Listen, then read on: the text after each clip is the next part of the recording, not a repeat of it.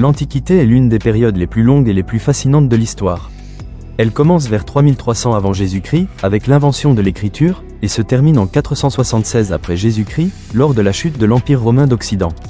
Pendant ces 3 millénaires, de grandes civilisations se sont succédées, les Égyptiens, les Grecs, les Romains, mais aussi les Mésopotamiens ou les Perses.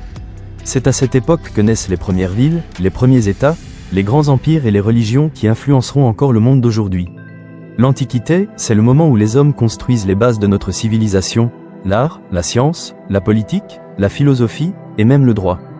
Tout commence en Mésopotamie, la région entre le Tigre et l'Euphrate, dans l'actuel Irak. Les Sumériens inventent une écriture appelée cunéiforme, gravée sur des tablettes d'argile. Cette invention révolutionne le monde. Désormais, les humains peuvent écrire leurs lois, leurs prières, leurs échanges commerciaux et leurs connaissances. L'histoire commence véritablement à partir de ce moment, car tout ce qui est écrit peut être transmis. En parallèle, d'autres civilisations se développent dans les vallées fertiles, en Égypte, en Inde, en Chine. Toutes partagent un point commun, elles naissent près des grands fleuves, sources de vie et de commerce. L'Égypte ancienne s'étend le long du Nil, un fleuve vital qui rend la terre fertile au milieu du désert. Chaque année, les crues du Nil permettent de nourrir la population.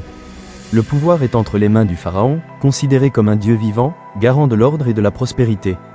Les Égyptiens croient en la vie après la mort et construisent d'immenses pyramides pour leurs souverains, véritables tombeaux remplis de richesses. Ils maîtrisent les mathématiques, l'astronomie, la médecine, et développent une écriture magnifique, les hiéroglyphes. Leur civilisation durera plus de 3000 ans, laissant une empreinte indélébile sur l'histoire de l'humanité.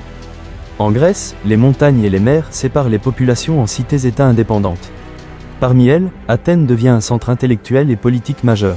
C'est ici que naît la démocratie, où les citoyens peuvent participer aux décisions publiques. Les Grecs sont des penseurs, Socrate, Platon et Aristote posent les bases de la philosophie. Ils inventent aussi le théâtre, perfectionnent les mathématiques, observent les étoiles et célèbrent les dieux à travers de magnifiques temples. Les Jeux olympiques, créés en l'honneur de Zeus, montrent combien le sport et la compétition étaient importants pour eux. La Grèce antique, c'est l'origine de la pensée libre et du savoir. Au IVe siècle avant Jésus-Christ, un jeune roi de Macédoine, Alexandre le Grand, se lance à la conquête du monde connu. En moins de 10 ans, il étend son empire de la Grèce jusqu'à l'Inde. Partout où il passe, il diffuse la culture grecque, qui se mélange à celle des pays conquis. C'est l'époque dite hellénistique, un temps d'échange, d'art et de science. Les villes fondées par Alexandre, comme Alexandrie en Égypte, deviennent des centres de savoir où se côtoient philosophes, astronomes et poètes. Même après sa mort, son influence perdure pendant des siècles. Rome, à l'origine simple village, devient en quelques siècles un empire immense.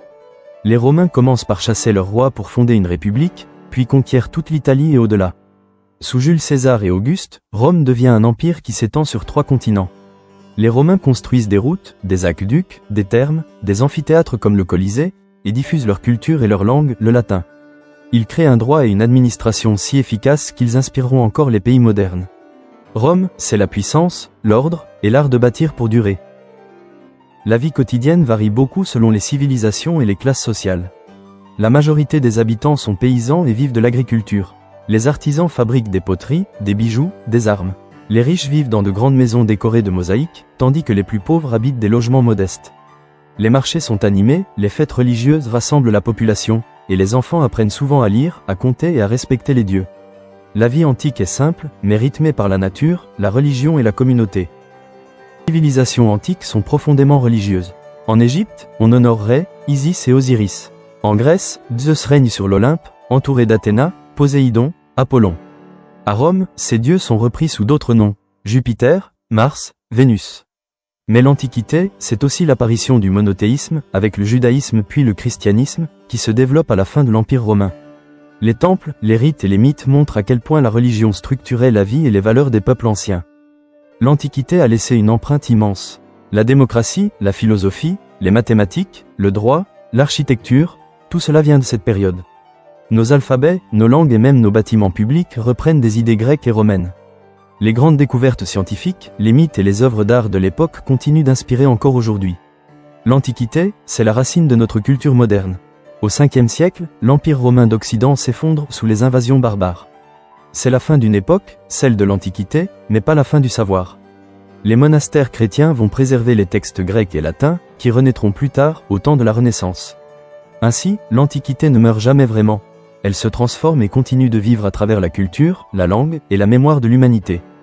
L'Antiquité nous a tout donné, les mots que nous utilisons, les idées que nous défendons, et les monuments qui nous émerveillent encore.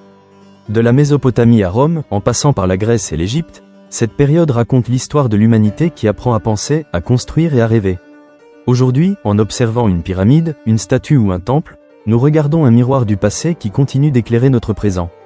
Car comprendre l'Antiquité, c'est comprendre d'où nous venons.